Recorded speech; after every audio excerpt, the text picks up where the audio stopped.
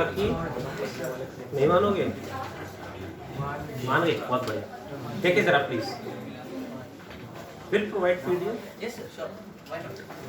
तो पीडीएफ है, that will be available in description in the form of a link.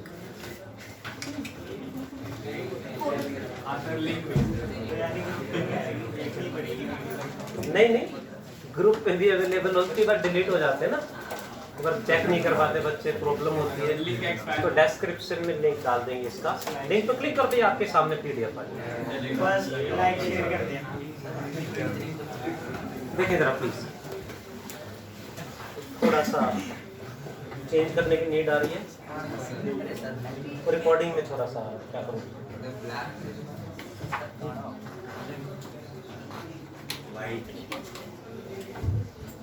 The next atomic model we have to study is Bohr's atomic model, named Bohr's postulates. Bohr's postulates को ही Bohr's atomic model कहा जाता है। क्या है ये समझेंगे जरा। Rutherford कहाँ फेल हो गए थे? थर्ड पॉइंट पे, इलेक्ट्रॉन्स सर्कुलर पाथ पे रिवॉल्व क्यों करेंगे, कहाँ करेंगे, कैसे करेंगे, वो एक्सप्लेन नहीं कर पाए, यानी स्टेबिलिटी ऑफ एटम को वो एक्सप्लेन नहीं कर पाए, फेल हो गए। तो बोहर ने, ध्यान दे, बोहर ने फर्स्ट 2 पॉइंट्स को, रदरफोर्ड के जो फर्स्ट 2 पॉइंट्स थे उनको वेरीफाई करा कि ये सही है। So first 2 points are same in Bohr's atomic model also. First point क्या है? Most of the space in an atom is empty. Most of space in an atom is empty. Second point में Rutherford ने nucleus को define करा था, इन्होंने भी nucleus को डिफाइन करा, कहा ये पॉइंट सही है, ठीक है। इसीलिए हु डिस्कवर्ड न्यूक्लियस, तो नाम किसका आता है? Rutherford. Discovery of nucleus was done by Rutherford. तो उन्होंने क्या कहा? सेम वही, same as it is an atom has what? Central hard material, central hard core containing entire positive charge। entire बोले तो कितने परसेंट? entire positive यानी कितना बता रहा? 98। entire का मतलब है 100%।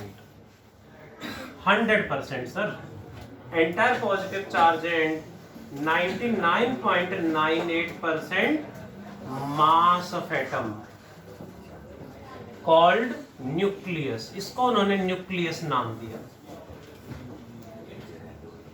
This is थर्ड पॉइंट पे जहां रदरफोर्ड फेल हो गए थे, उसको उन्होंने क्या कहा? ये न्यू पॉइंट है, ध्यान से समझेंगे।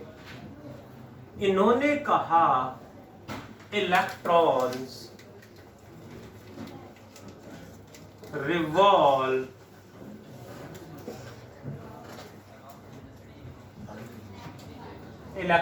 revolve around the nucleus in different definite permitted non-radiating stationary circular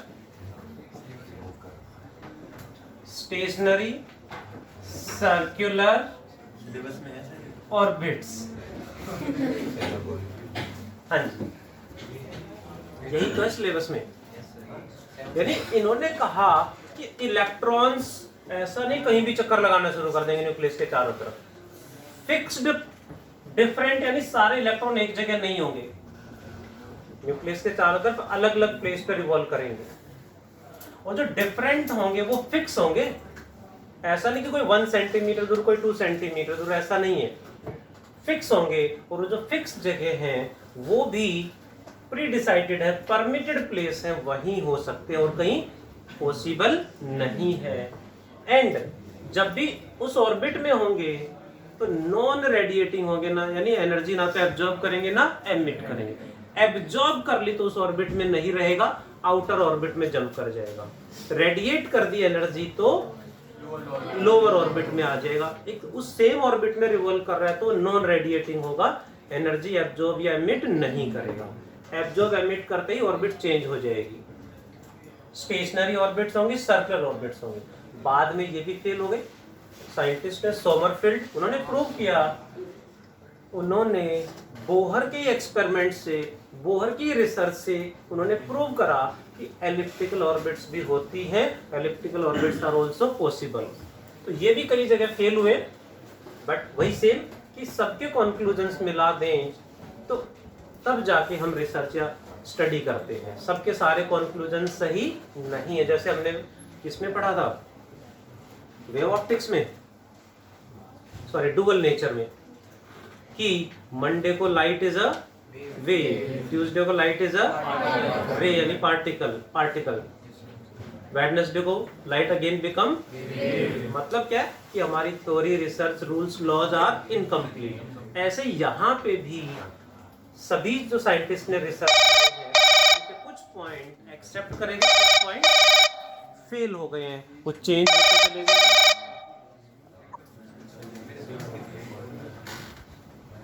that is so इस तरह से कंक्लूजन सभी के मिला के जो सही कंक्लूजन है वो हम यूज करते हैं।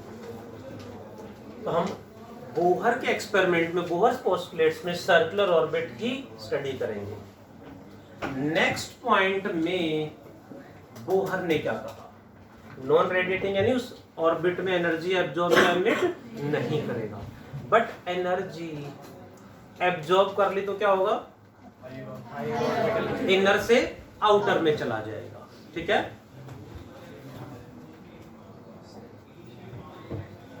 इलेक्ट्रॉन्स जंप्स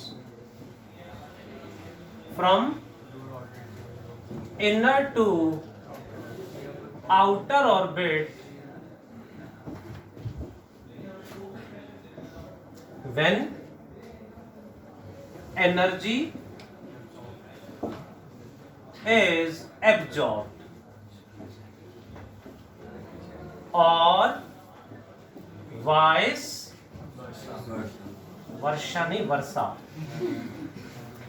अब वर्षा ना बोले, हाँ कहाँ डांट खा के आया, अच्छा पता नहीं होगा ना, vice versa means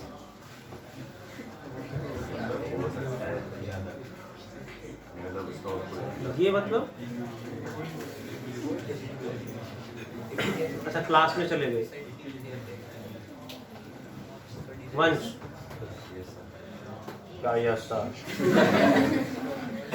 vice versa means उसका cell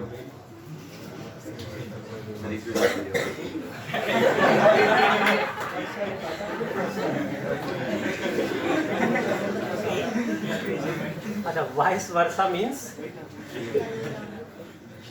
jumps from outer to inner when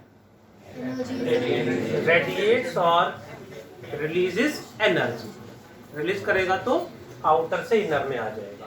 कितना होंगी values, that are the next points. Question number 5, next point 5 में एनर्जी एब्जॉर्ब्ड और एमिटेड कितनी होगी, must be equal to energy of outer orbit minus energy of inner orbit. This is next point. This point is named Bohr's quantization condition. Bohr's quantization condition. What it is? Angular momentum of electron in an orbit. Angular momentum L का general formula क्या होता है? For an electron revolving in a circular orbit is mvr is always equal to n times of h by 2 pi. N times of h by 2 pi. Where n into, ध्यान दे please, h by 2 pi को h by 2 pi को h cross भी लिख देते हैं। h के अंदर ऐसे क्रॉस लगा देंगे, लाइन लगा देंगे, इसे बोलते हैं h क्रॉस, यानी h by 2 pi को सिंबल फॉर्म में ऐसे लिखा जाता है। लाइक जब इक्वेशन बड़ी होती चले जाते हैं, like you know Schrodinger wave equation, तो वो तो हमने तो फाइनल फॉर्म पढ़ी है, तो उसको डेराइव करते हैं तो उसमें इक्वेशन स्नेक की तरह चलती है, बहुत बड़ी इक्वेशन हो जाती है, तो वहां पे dx by dt को x के ऊपर डॉट लगा देते हैं, सिंबल है ये।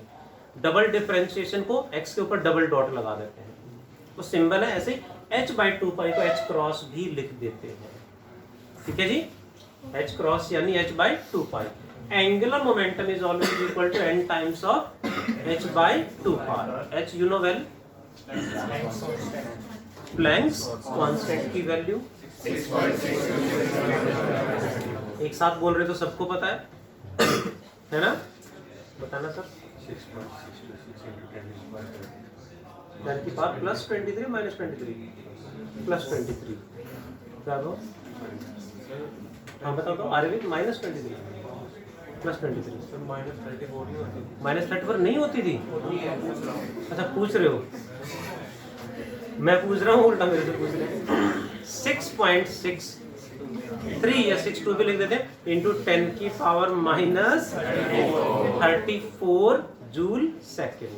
याद होनी चाहिए, वैसे एग्जाम में प्रिंटेड मिलेंगे, आपने पहले तो कहा था कि याद नहीं करनी, उसमें याद करें, वैसे एग्जाम में प्रिंटेड मिलेंगे। स्पीड ऑफ लाइट भी प्रिंटेड मिलेगी, कांस्टेंट सारे मिलेंगे। Next point,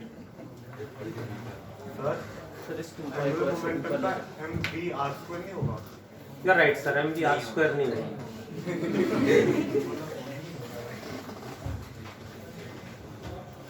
Got it?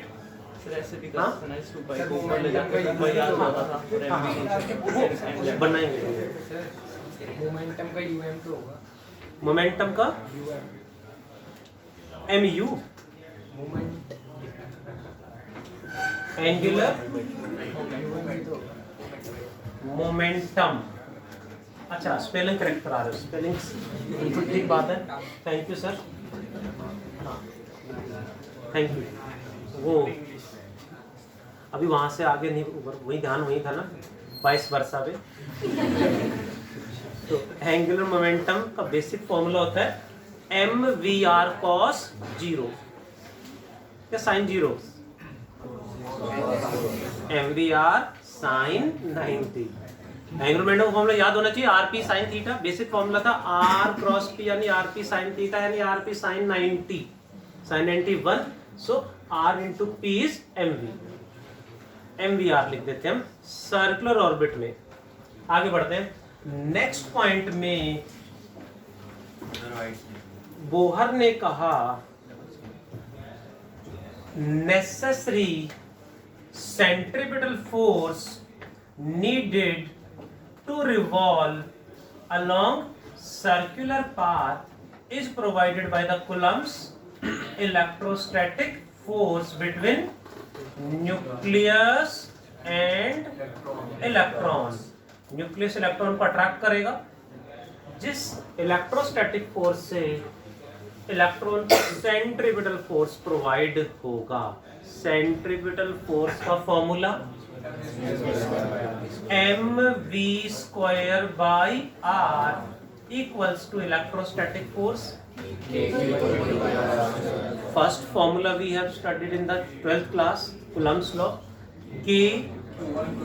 Q1 is charge on nucleus, charge on nucleus is Ze into Q2 is charge on electron, by r square, that is।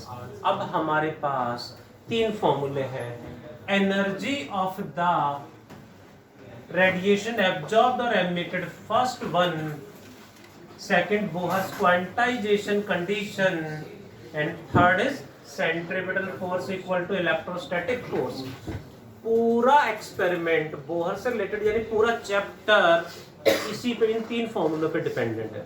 ये तीनों फॉर्मूले आपको आते हैं, you can do each and every numerical of the chapter. Her bar question, derivation, conceptual question जैसा भी आएगा, हर exam में आएगा, इन्हीं से बनेगा। We will derive radius, velocity, time period, frequency, omega, kinetic energy, potential energy, everything we will calculate with the help of these three formulas. First क्या है? Energy of radiation absorbed or emitted equal to energy of outer minus inner. Second, angular momentum mvr equal to nh by 2 pi. And third, centripetal force equals to, Yash बताएगा, यश दीजिए। अच्छा क्या बताना है? Third point,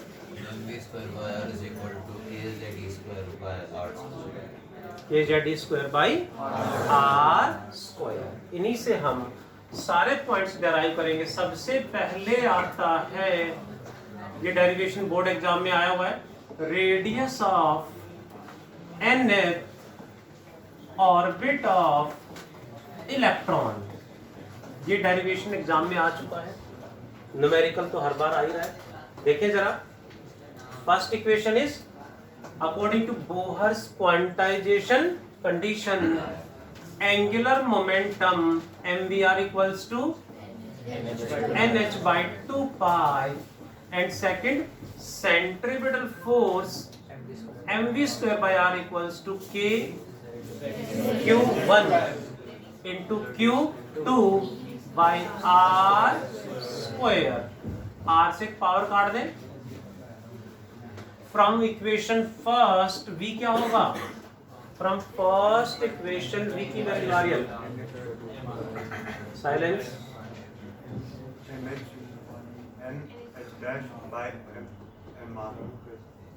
Mayank, NH by 2 pi m।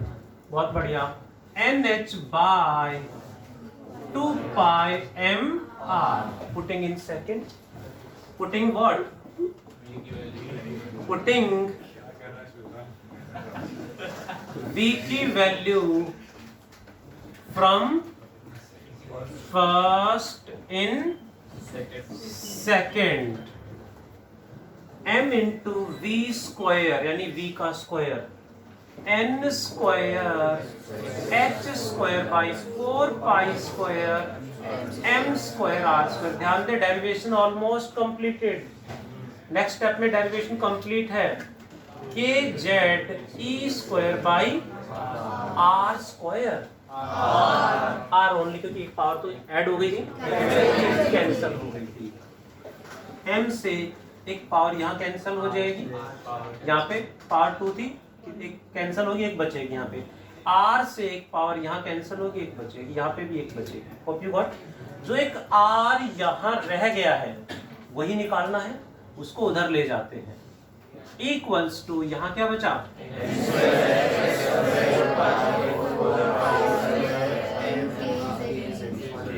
n square x square by 4 pi square m k z e square.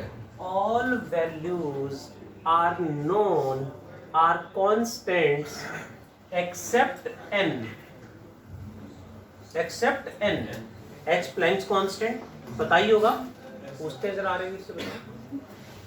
Planck's constant 6.63, ठीक है, 6.63 हाँ into 10 की पावर माइनस 34। तो चलिए बहुत बढ़िया।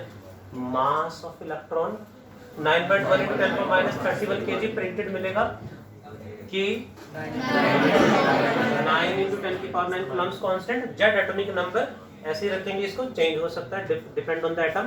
ई चार्ज ऑफ इलेक्ट्रॉन, पाई हमें पता ही है, 4 की वैल्यू तो पता ही होगी। यहां से if we will put all values by putting all values and solving बचेगा क्या, n square by Z into 0.53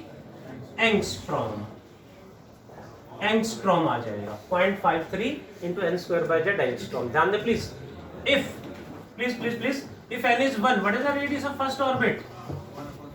0.53 angstrom. Z भी है फॉर हाइड्रोजन एटम। बोहर ने हाइड्रोजन को बहुत ज्यादा डिटेल में स्टडी करा था। Second orbit, what is R2? Z 1 हो गया, N1 हो गया था यहाँ पे, जेड तो अभी 1 ही रहेगा, 1, n की वैल्यू 2 पुट करेंगे, 2 का स्क्वायर 4 इंटू दिस, यानी 4 times of R1। Hope you got. यानी फर्स्ट ऑर्बिट R1 डिस्टेंस पे है, तो सेकेंड ऑर्बिट 4R1 पे, उसके बीच में orbits are not possible, different है, सारे इलेक्ट्रॉन एक जगह नहीं है, डेफिनेट है वो भी, और परमिटेड लोकेशन है, वहीं पे रिवॉल्व कर सकती है, ऐसे कहीं भी रिवॉल्व नहीं करेंगे। थर्ड ऑर्बिट क्या होगी जी, 9R1, फोर्थ ऑर्बिट 16R1 का कंक्लूजन क्या निकला, orbits are equally spaced, orbits are unequally spaced, यानी ऑर्बिट्स के बीच में जो गैप्स हैं वो इक्वल नहीं है। एनसीईआरटी में काफी अच्छा क्वेश्चन दिया हुआ है, सेम कॉन्सेप्ट, सेंटर में कौन है जी, न्यूक्लियस, पहली ऑर्बिट R1 डिस्टेंस पे 0.53 angstrom, second orbit 4 times, third orbit 9 times, fourth orbit 16 times, distance, orbits का डिस्टेंस बढ़ता जा रहा है। If same concept is applied on the solar system,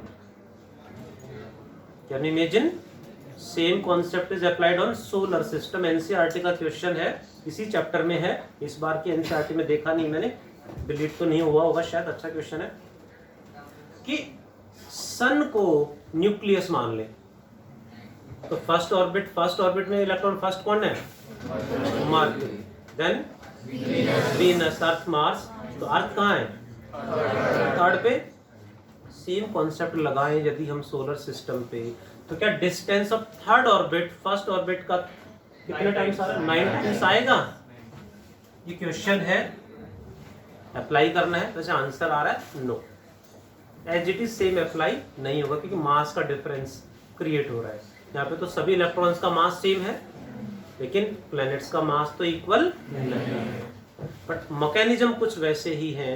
यानी एक पॉइंट साइज, न्यूक्लियस का साइज 10⁻⁻15 मीटर आता है, यानी हम देखें तो उस पॉइंट साइज से स्टार्ट होकर कि गैलेक्सी या यूनिवर्स तक चले जाएं, तो वही सेंटर के चारों तरफ रिवॉल्व कर रहे हैं, सन के चारों तरफ रिवॉल्व कर रहे हैं, गैलेक्सी के चारों तरफ रिवॉल्व कर रहे हैं स्टार्स। मैकेनिज्म पूरे यूनिवर्स में वही है।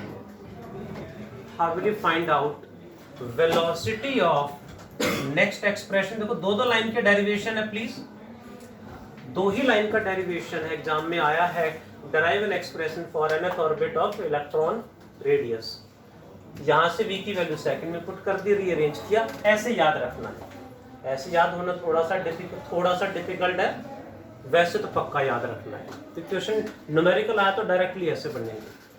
How will you find out velocity of electron in nth orbit, same steps are there, from first v की वैल्यू nh/2πmr, r की वैल्यू जो आई है ये या ये यहां पुट कर देंगे r में, तो v आ जाएगा। क्या बनेगा देखें जरा, v की वैल्यू क्या बनेगी, nh/2πm इंटू r की वैल्यू ये पुट कर दे जी, देखें जरा, दोनों ही पुट कर सकते हैं, n स्क्वायर h स्क्वायर और ऊपर जाएगा 4π² m kz e स्क्वायर, जो कैंसिल हो रहा है कैंसिल कर देंगे जी, n से एक पावर कैंसिल हो रही है n की, एक बचेगा, 2π से 4π² कटेगा, 2π बचेगा, बस m से m भी कैंसिल हो गया, h से पावर कैंसिल हो गई है, जो बचा उसमें ऊपर तो 2 पाई m z आ रहा है, z को छोड़ के और नीचे n आ रहा है, z by n into 2 pi k t square divided by n, तो यहाँ आ गया h, दैट इज, इसमें इसको कहा जाता है fine structure constant. Fine structure constant है, कांस्टेंट है यानी ये टर्म जो ये कांस्टेंट है, ये चेंज नहीं होगा, ये टर्म चेंज नहीं होगी, this is named fine structure constant. इन सबकी वैल्यू पुट करके सॉल्व करेंगे तो आएगा z by n into c by 137, c by 137, what is c, speed of light, c की वैल्यू भी पुट कर देंगे तो आएगा z by n into 2.2 into 10 की power 6 metre per second. In the first orbit what is the velocity of hydrogen atom, Z1 हो गया hydrogen में, n की वैल्यू 1 पुट करेंगे तो 2.2 इंटू 10 पावर 6, सेकेंड ऑर्बिट में डिवाइड बाई 2, थर्ड ऑर्बिट में divide by 3। ऐसे क्वेश्चंस एग्जाम्स में केमिस्ट्री में भी आने हैं, फिजिक्स में भी आने हैं। Hope you got about the Bohr's atomic model या पोस्टुलेट, एक ही बात है, radius, velocity, how will you find out time period, आपने डेराइव करना है टाइम पीरियड का फॉर्मूला, बता दो जी। क्या यहाँ टाइम पीरियड के फॉर्मूले में Kepler's third law of planetary motion नाम सुना है ना, T square proportional to R cube apply होगा, तो टाइम पीरियड कैसे निकालोगे, distance divided by speed, distance in 1 revolution 2 pi R by speed. ध्यान दें हमने रेडियस कैलकुलेट कर लिया है, दिस वन स्पीड भी हमने कैलकुलेट कर ली है, दोनों को डिवाइड करेंगे तो क्या आ जाएगा जी, time period. What about frequency, 1 upon time calculate कर लेंगे।